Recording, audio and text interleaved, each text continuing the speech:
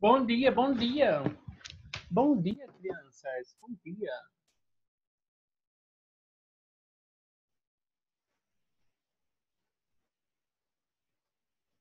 Bom dia. Olha o Maradona aí, ó.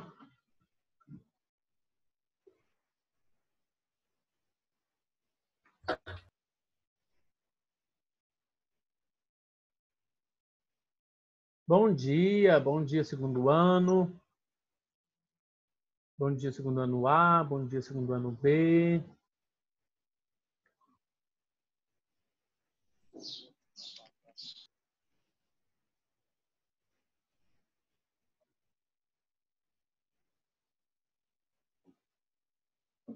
Mais uma sexta. Mais uma sexta. Batendo na nossa porta.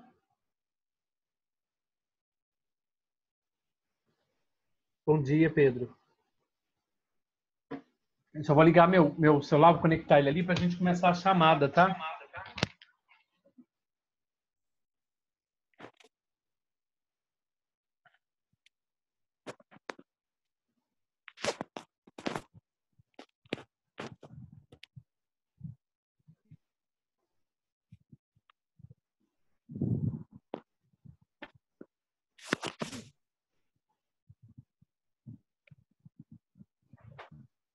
Vai. Tá dando para ouvir direitinho? Vai, tá querendo abrir a chamada do. Agora abriu.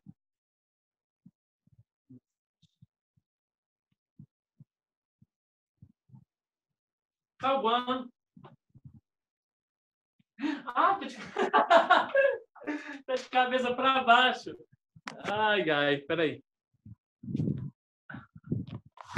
Vai. Eu, hein? E agora? Agora tá certo. Tá certo?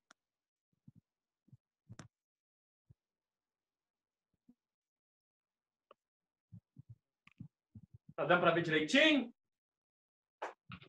Essa foi boa, de cabeça para baixo. Cauã. Felipe. Presente. Gabriel de Moura. Guilherme Melo.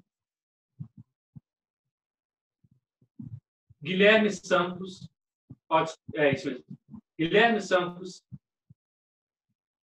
Gustavo Marques. Igor Rezende.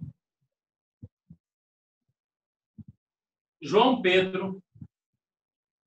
Maria Laura. Presente.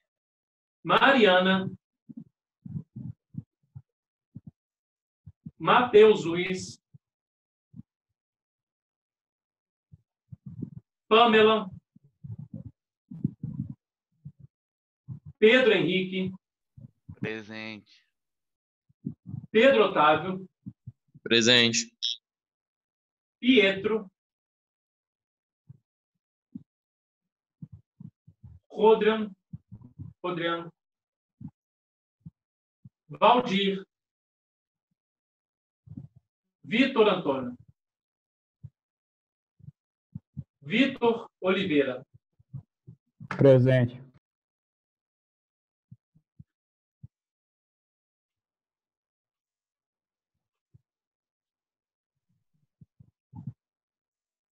Alice. Presente. Clara. Presente. Ariane. Arthur. Presente. Camila. Presente. Diogo. Evelyn. Presente. Fábio Borges. Gabriela da Mata. Giovana. Heitor. João Marcelo. João. Ô, tô aqui. Dano. Júlia. Karen, Cauã, Larissa Lara, Luísa Campos. Luísa Campos? Presente. Está aqui. Presente, amigo. E a Bárbara. Luísa Bárbara, presente. Marden Arantes. Marden. Maria Eduarda.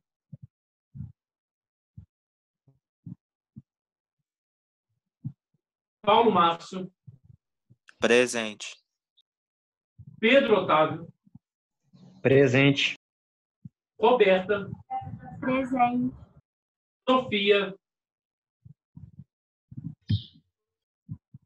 Sofia. Tiago José. Presente. Comprou o microfone? Vitor Augusto. Presente. Quem entrou depois, por favor, me chama no privado aí. Quem entrou depois? Coloca eu aí, amigo, Cauã. Amin, Ariane. Tá, peraí. Cauã, Ariane, quem mais? Mais alguém?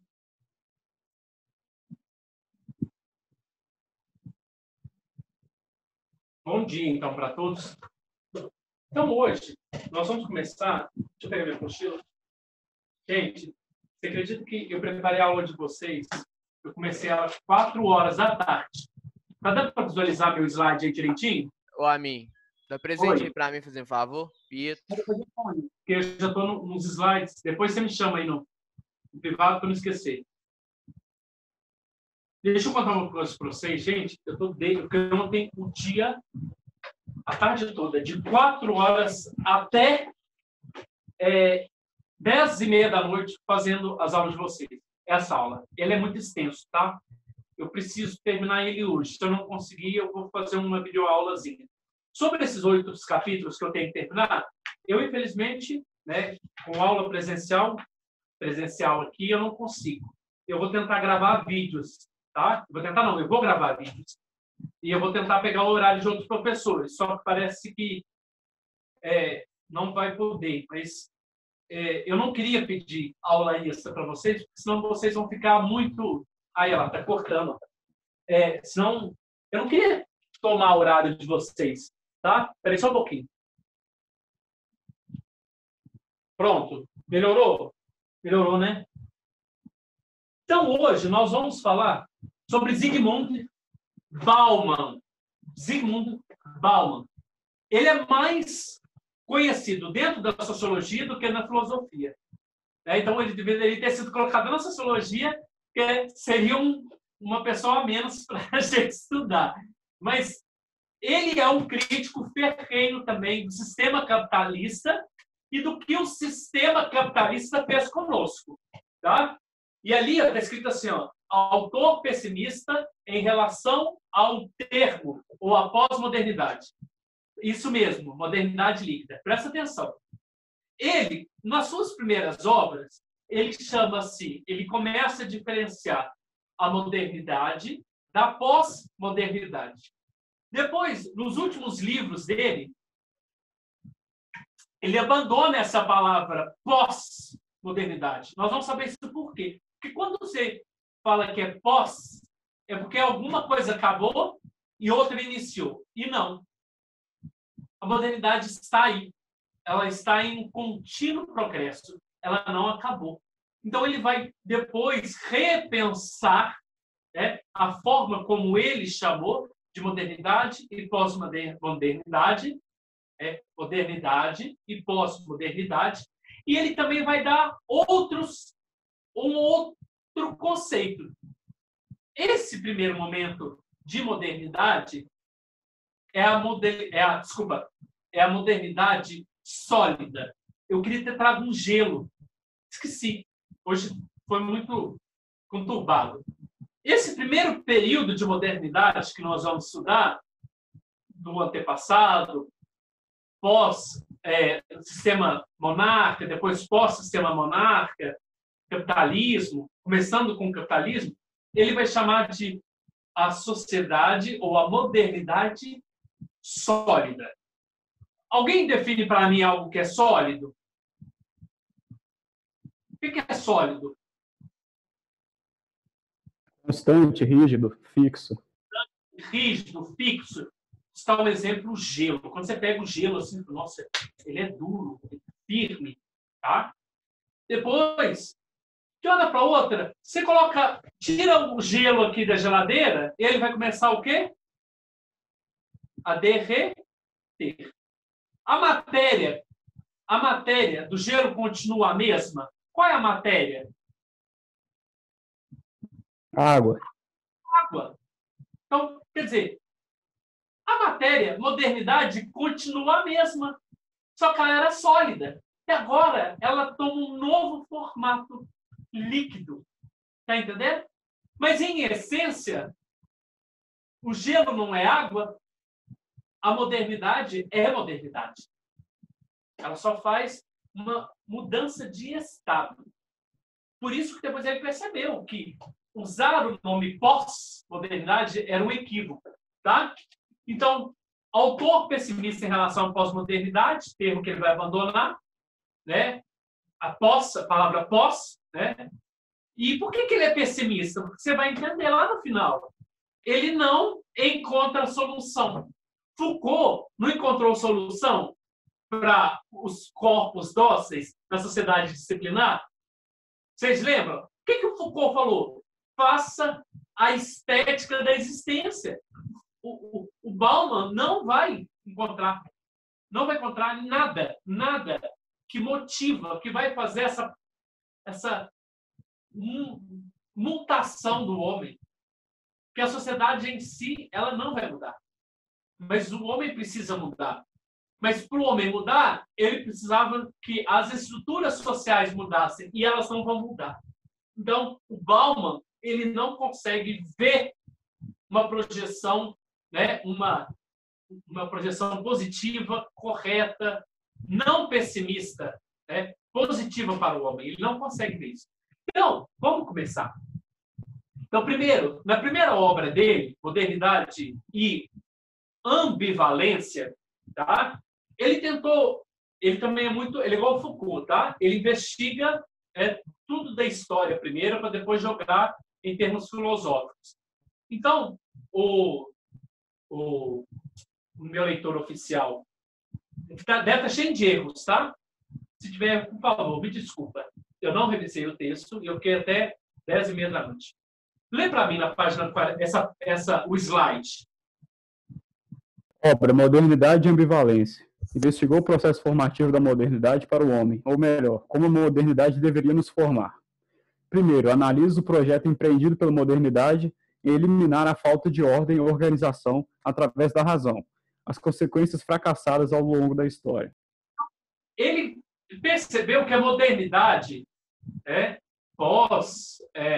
com os ideais da Revolução Francesa, pós-iluminismo, tinha uma intenção, tinha um projeto racional. Só que o problema é que o homem, olha, quando a gente fala das consequências fracassadas ao longo da história, qual foi a consequência desse fracasso? Qual foi a intenção? Desculpa. Qual foi o ponto primordial do fracasso desse projeto que a modernidade tinha para todas as sociedades? Quer dizer, racionalizar, organizar tudo. Quem foi o principal culpado? O homem. O homem com sua ambivalência. Tá? Mas daqui a pouco nós vamos saber o que é ambivalência. Tá? Então, qual que era a intenção? Gente, todo esse slide é resumo da sua apostila. Então, Vitor, conta para mim qual é a intenção do projeto que a modernidade tinha para nós. Uniformizar, tornar iguais as formas de pensar e agir sobre o mundo por meio da ciência. Pelo avanço da ciência, pelo avanço da tecnologia, pelo avanço da ciência, a gente já tinha libertado da igreja, a intenção do projeto moderno era fazer esse mecanismo aí, ó, meio que uma lavagem cerebral, uniformizar, materializar, quer dizer, como se todos nós fôssemos o mesmo produto. Então, essa era a intenção. Só que essa racionalidade desse projeto moderno, né, pós-científico, com o surgimento da ciência, com o avanço da ciência, não deu certo. Por quê? Porque não eliminou a ambivalência do estado existencial do homem. E aí a pergunta, o que é ambivalência? Eu nunca ouvi falar dessa palavra ambivalência. E aí o Bauman vai definir para nós. Define para mim, por favor, ambivalência. Vitor. Ambivalência caracteriza-se pela dificuldade que enfrentamos de nomear, ordenar, dar sentido ao mundo. Continua. Afirma que a constituição do Estado moderno é ambivalente. Ao mesmo que ele dá sentido, segurança, ele retira o sentido, cobrando a renúncia do prazer. Ele põe ordem, através do seu poder coercitivo, na vida do homem, mantendo seguro, protegido e vivendo bem. Mas, em troca, o homem deve renunciar ao seu prazer e seus institutos. Eu errei aí, ó. Instintos, tá? Desculpa. Olha para você ver. Então, a humanidade, a modernidade tinha um projeto racional. E o Estado era o maior detector desse projeto. Né? O que? Tornar-nos seres racionais. E, em troca disso, ele ia dar segurança e bem-estar para a sua vida. Segurança e bem-estar para a sua vida. Só que o problema é que esse projeto não deu certo por causa do homem. Mas o que tem o homem? Ele é ambivalente. O que é ambivalente? O homem, ele tem dificuldade de dar sentido, dar ordem, organizar a vida dele. Como que um projeto para organizar alguém que não consegue se organizar? Então, a culpa é de quem? Desse processo não ter dado certo? É do homem. Então, aí a pergunta fica, esse problema do homem, essa ambivalência, né? Essa falta de sentido, né? Que não deu certo nesse projeto, né, racional da modernidade, foi bom ou foi ruim? Pensa comigo. Então, a modernidade queria instaurar um projeto, né, científico, racional, só que não deu certo. Por que não deu certo? Porque o homem é inconstante, o homem é incerto, o homem é ambivalente. E aí eu pergunto para você, essa ambivalência nossa, ô Pietro, essa ambivalência, Pietro, é boa ou ruim? Lê para mim, Pietro, para não ficar só no Vitor.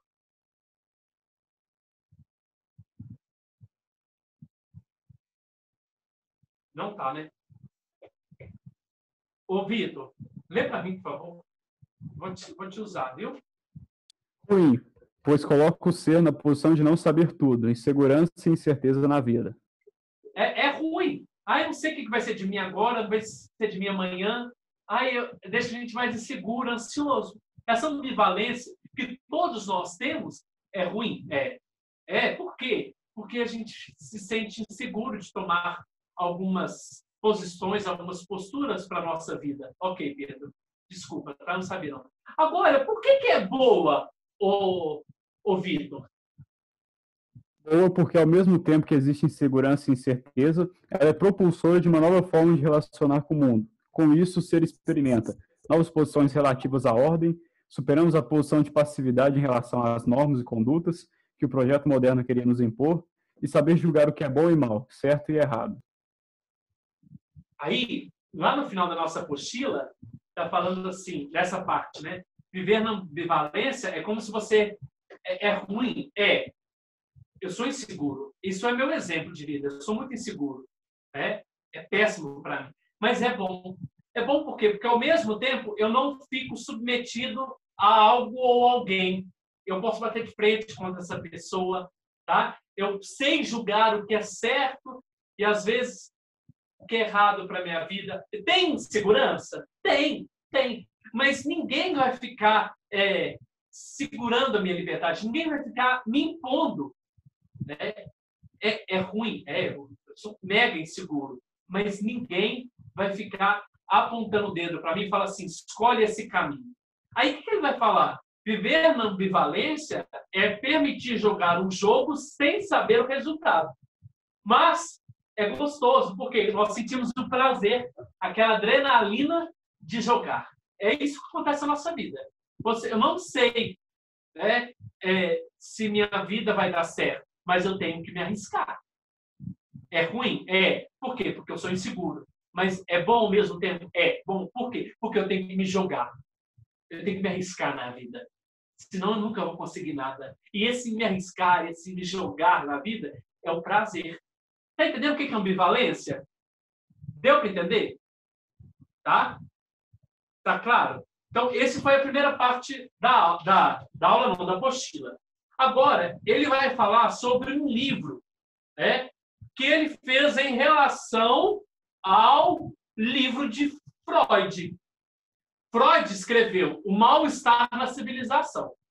E o Bauman escreveu O Mal-Estar na Sociedade Pós-Moderna. E lembrando que ele usava o pós-moderno ainda.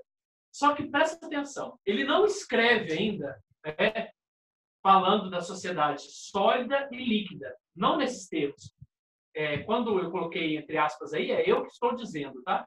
Ele não começa a descrever ainda, falando, essa aqui é a modernidade sólida, ou essa aqui é a modernidade líquida. Não. Você já começa a subentender.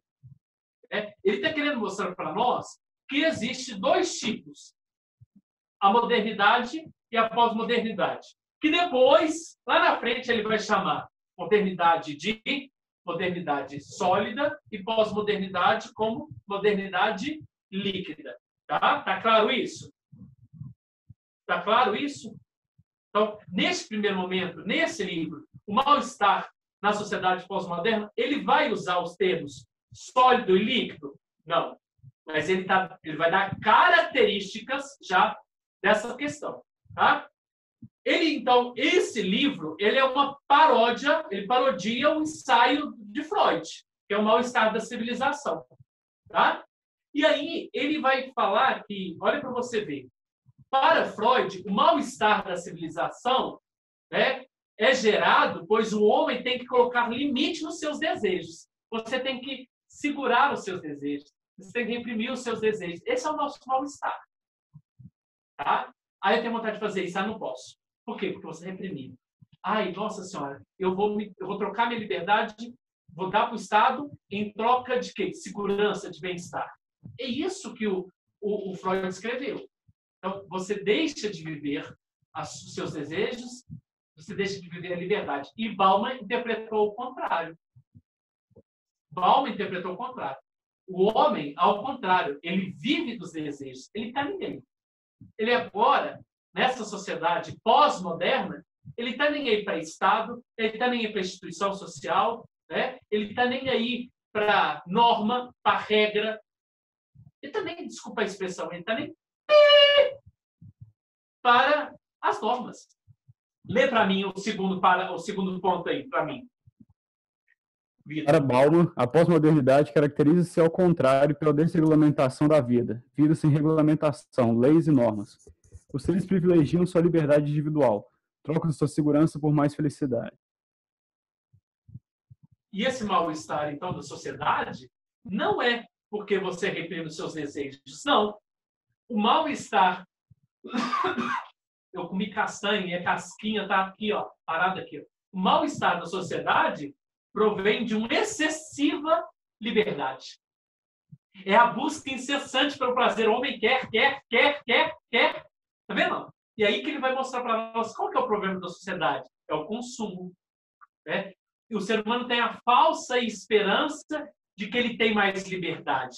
Eu sou livre. Então eu preciso ter. Está entendendo a inversão da situação? O Freud achava que o problema era que o mal-estar social era que o homem reprimia os desejos dele. E Bauman fala que é o contrário. O homem, ele é mais livre. Não, ele está nem aí para a norma. Ele está nem aí para a instituição. Ele está nem aí para a lei, não. O que importa é ele viver. Tá? Então, agora, nós vamos começar a perceber as diferenças entre a modernidade, antes do capitalismo, e a pós-modernidade. Né? Na característica do Estado. Ou, resumindo, nós vamos entender a modernidade sólida e nós vamos entender a modernidade líquida. Tá? Na modernidade, ou na questão do Estado, ô Vitor? O que reinava? Reinava a ordem e a ideia de recomeço. Foi construído uma nova sociedade, tendo o Estado como aposta. Então, o Estado era a aposta. Né? Quando surgiu, antes do capitalismo, quando surgiu os reis, os monarcas, você falava assim, nossa, os reis que vão dominar, os reis que vão colocar ordem, vão colocar paz na nossa sociedade. Então, era um recomeço. Né? Pós, vários impérios dominando, o Império Romano, aí veio, então, os reinos. E os reinos, então, veio para colocar paz, ordem. E agora, nessa sociedade capitalista, como nós vemos o Estado, ô Vitor? Em diferença do Estado enquanto promotor da ordem e da paz, o ser humano torna-se aventureiro, busca por experiências e sensações, especialmente as de consumo, falsa liberdade e falso poder de gastar. E o consumo não é para todos, há desemprego e desigualdade de renda. O homem está nem aí para o Estado, não. Estou nem aí para a lei, não. Estou nem aí para a ordem, não. O importante é viver. Vou viver. Eu sou livre. Né? Aí muitos usam essa liberdade, esse poder que acha que tem, o poder da liberdade, no consumo. Mas aí está o problema. Tem gente que esquece que é pobre. Tem gente que esquece que é pobre. E essa liberdade dá uma falsa sensação de poder. Então, eu posso o quê? Posso comprar.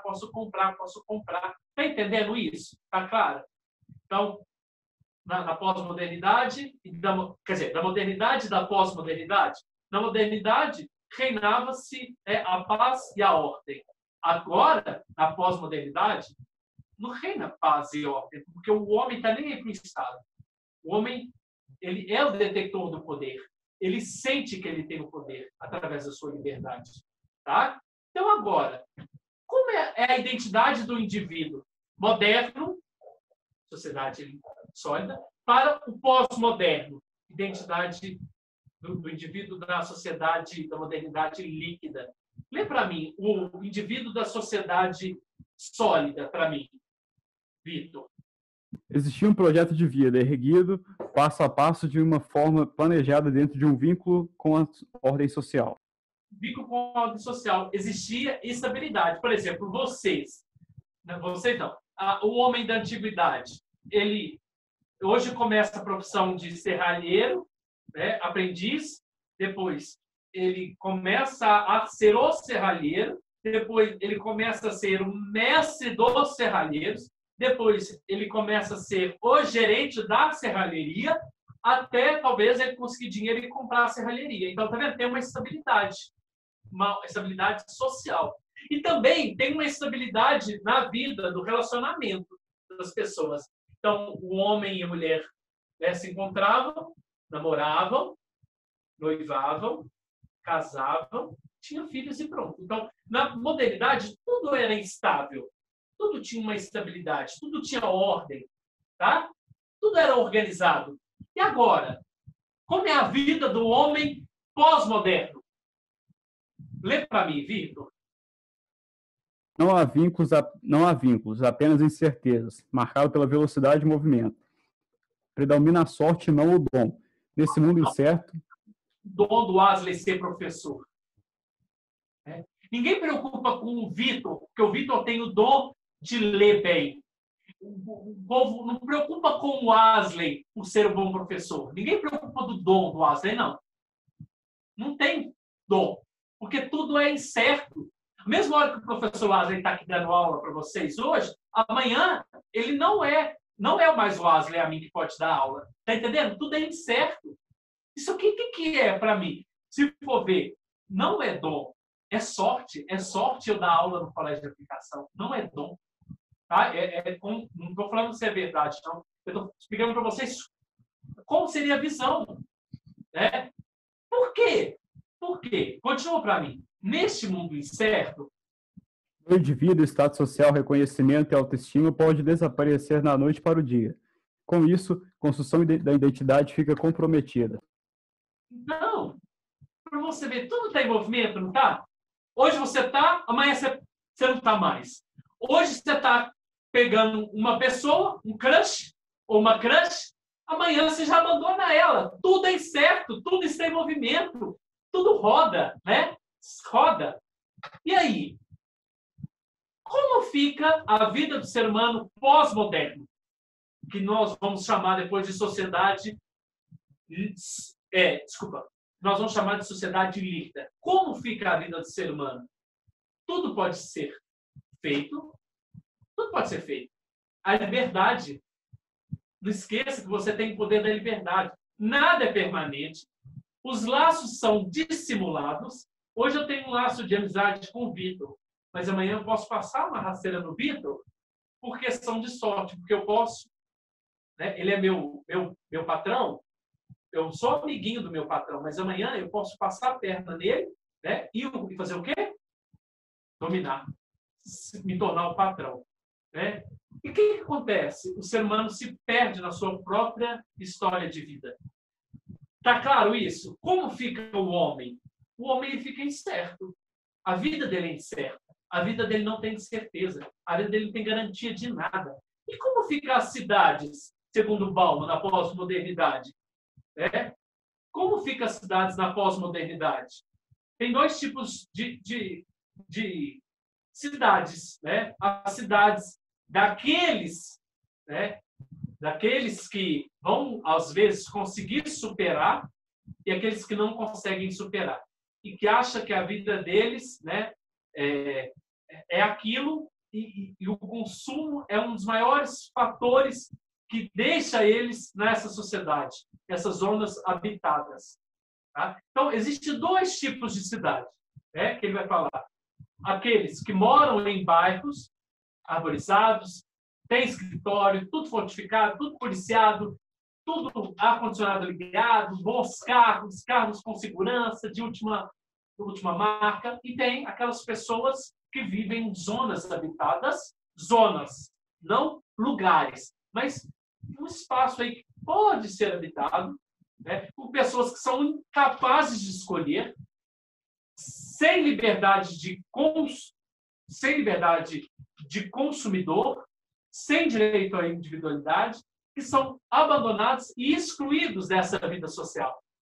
Então, da mesma forma que existe a pós-modernidade e a modernidade, dentro dessa vida pós-moderna, presta atenção, dentro dessa vida pós-moderna, existem várias outras características de vida. Resumindo, então, como vive o ser humano nessas cidades, no Estado, na relação com o outro, nessa sociedade pós-moderna? Para mim, por favor, Vitor. Na pós-modernidade, a liberdade individual se perde pela crise do mercado, criminalização da pobreza, mercantilização dos espaços culturais e emocionais. Por isso, mercado. Tá? Continua. A sociedade e a vida humana se caracterizam rapidez pelo temporário e incapacidade de manter a forma. Esse excesso de mobilidade, de movimentar informação e oferta, é prejudicial ao ser, pois gera constante insatisfação da vida, com o próprio corpo, fragilidade e fugacidade das relações amorosas e insegurança. A exemplo que eu coloquei, eu sou uma pessoa, infelizmente, insegura, tá? Quando a pessoa é insegura, ela tem dificuldade no relacionar com o outro, né? de ter uma pessoa na vida dela, né? Ela está constantemente insatisfeita, ela não está feliz completamente. Eu coloquei exemplo de brincadeira aí, mas acontece com vocês também. Por quê? Tudo é muito rápido. Por quê? Porque tudo é muito contado, tudo contado no relógio, né? E aí, nós nos tornamos incapazes, né, de relacionar com o outro, incapazes de segurar o nosso corpo, até eu, tanto que eu já emagreci, tanto que eu já engordei, a incapacidade de manter um foco. Então, é isso. Então, como vive o ser humano nessa sociedade? Ele totalmente descompensado, é um ser totalmente inseguro, se sente incapaz. Tá? Então, agora nós vamos entrar agora no termo modernidade líquida. Então, agora, esquece a palavra pós-modernidade e entenda agora essa pós-modernidade como a modernidade líquida. Mas o que é a modernidade líquida? É isso tudo que eu estou falando para vocês. Essas características da pós-modernidade. Continua para mim, o Vitor. Caracteriza como o mundo imediato em que vivemos, veloz e fluido, que é aquele, modernidade de verdade sólida. Ele, o mundo, não se afirma o que é, pois está em curso. É a continuidade da modernidade. Não pode ser chamado de pós, porque pós supõe o depois, como se o antes houvesse chegado ao fim. É a contemporaneidade. Então, ela é uma continuação da modernidade sólida, só que ela foi derretida. Né? Caracteriza por um mundo rápido, imediato. Né? O mundo não se afirma, nem o mundo se afirma, porque ele nem sabe quem ele é. A sociedade não se afirma porque ela não sabe quem ela é, porque ela está em constante transformação. Aí coloquei lá, é a continuidade da modernidade. Não pode ser chamado de pós, porque pós supõe um depois, como se o antes houvesse chegado ao fim. Não é um fim. É a contemporaneidade, é a modernidade líquida. Tá? A matéria continua a mesma. Qual a matéria? Modernidade. Só que ela só mudou o estado. Por isso que eu coloquei o desenho aqui. Ó. Olha lá. Tudo era o quê? Era estável. Desculpa. Tudo era estável. Tudo era seguro. O seu trabalho era seguro. O seu relacionamento era seguro. E agora? A nossa modernidade derreteu e se tornou líquida. Aqui, ó, nossas relações um para o outro. É puramente virtual, distante. Mas por que não é mais pós-moderno? A pergunta é, por que não é mais pós-moderno? Né? Lê para mim, por favor. Acabando minha aula. Para Bauman, esse momento não sucedeu, não se acabou. Toda nova sociedade, quando nasce, tem por finalidade derreter as estruturas do anterior, trazendo uma nova. Nessa nova modernidade imediata, não há novas estruturas. O sólido se derreteu, mas permaneceu em estado líquido. Mudou? Primeiro, pergunta, teve fim? Não, não teve fim. Só houve uma mudança. Mudança do quê? Da substância? Não. A matéria? Sim. Na matéria, mudou, mas a substância não mudou. A substância continua sendo modernidade. O que mudou? A matéria, de sólida para líquida, de moderna para, entre aspas, pós-moderna, de sólida para líquida. Então, ele vai falar e ele vai analisar o contexto histórico. Na modernidade, lá na modernidade primeira, para não falar modernidade e pós-modernidade, mas na modernidade primeira, o que era sólido? As estruturas monárquicas. A estrutura monárquica, ela organizou, ela ordenou, ela punha ordem, ela fazia isso, fazia aquilo. Só que com os ideais do iluminismo, de libertação, de igualdade, desculpa, falei errado.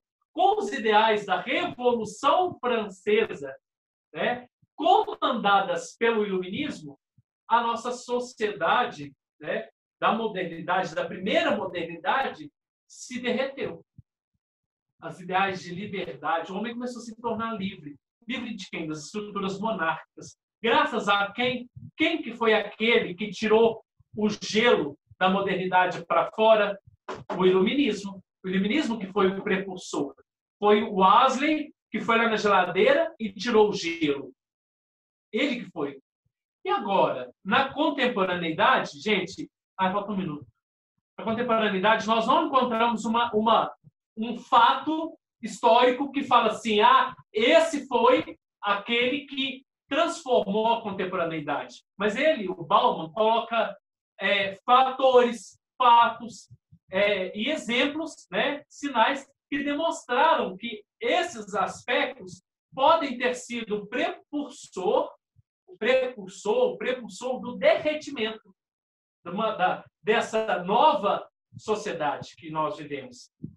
Não da modernidade, mas da pós-modernidade, que é a modernidade líquida. Então, quem derreteu? Pode ter sido a derrubada do Muro de Berlim, pode ser a crise da democracia representativa, a incapacidade do mercado de lidar com a desigualdade,